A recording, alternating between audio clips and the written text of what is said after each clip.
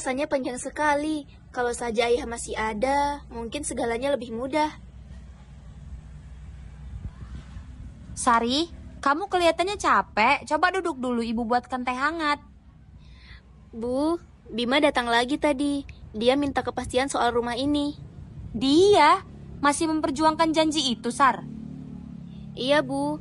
Dia bilang ayah pernah menjanjikan rumah ini untuknya. Ayahmu gak pernah memutuskan apa-apa. Itu hanya rencana yang belum selesai.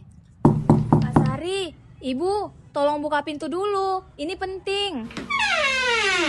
Maya, kenapa panik begitu? Kak, Mas Bima ada di luar. Dia nunggu katanya mau bicara untuk terakhir kali. Ya Allah, Sari, jangan hadapi dia sendiri. Enggak, Bu. Aku harus hadapi. Masalah ini nggak akan selesai kalau aku terus menghindar.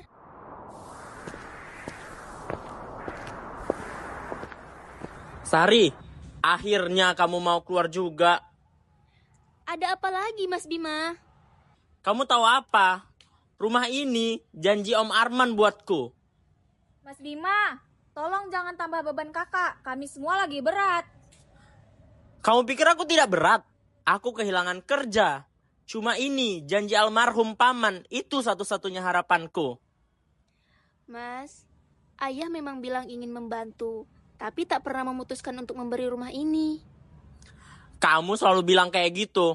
Tapi aku ada di samping paman waktu dia mengucapkan itu. Bima, dengarkan ibu dulu. Apalagi tante, selama ini aku hormat ya sama tante. Tapi kali ini aku butuh kepastian dari kalian. Oke, kita selesaikan di balai RW besok ya, biar ada penengahnya. Oke, besok jangan dimundur-mundurkan lagi.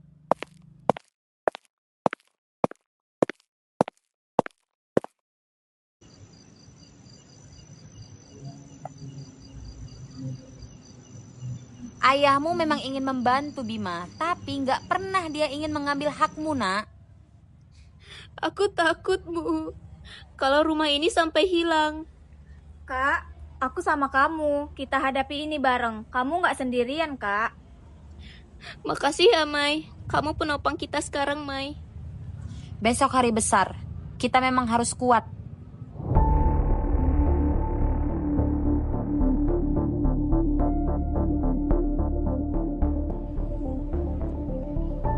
Baik, mari kita mulai. Bima, Sari, silakan jelaskan dari awal. Jadi begini Pak, pamanku atau ayahnya Sari berjanji akan memberikan rumah ini padaku karena aku yang merawatnya saat sakit. Jadi anggaplah itu sebagai hadiah darinya untukku. Mas Bima membantu iya, tapi ayah tidak pernah memutuskan untuk memberikan rumah itu. Bu Ratna, bagaimana kesaksian Ibu? Suami saya hanya berkata ingin membantu Bima, bukan memberikan rumah itu. Jadi, menurut kalian semua pengorbananku sia-sia? Aku melakukan semuanya untuknya. Jadi, aku dapat apa sekarang? Mas, bukan begitu. Tapi rumah ini satu-satunya tempat kami. Janji ya tetap janji, tidak boleh diingkari. Mas, ini bukan tentang harta, tapi ini tentang keluarga. Keluarga? Kalau keluarga, kenapa kalian menolak bantuanku? Mas Bima, tenang dulu. Kita selesaikan tanpa emosi. Mas, aku minta maaf ya kalau aku terlihat menolak. Aku cuman bingung dan takut.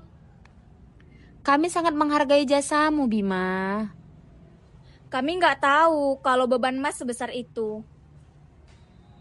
Mas Bima, apakah sebenarnya yang kamu butuhkan adalah dukungan, bukan sebuah rumah? Ya, aku cuma ingin merasa tidak sendirian. Kamu nggak sendirian, Mas. Kita keluarga. Rumah ini memang tidak bisa kita berikan. Tapi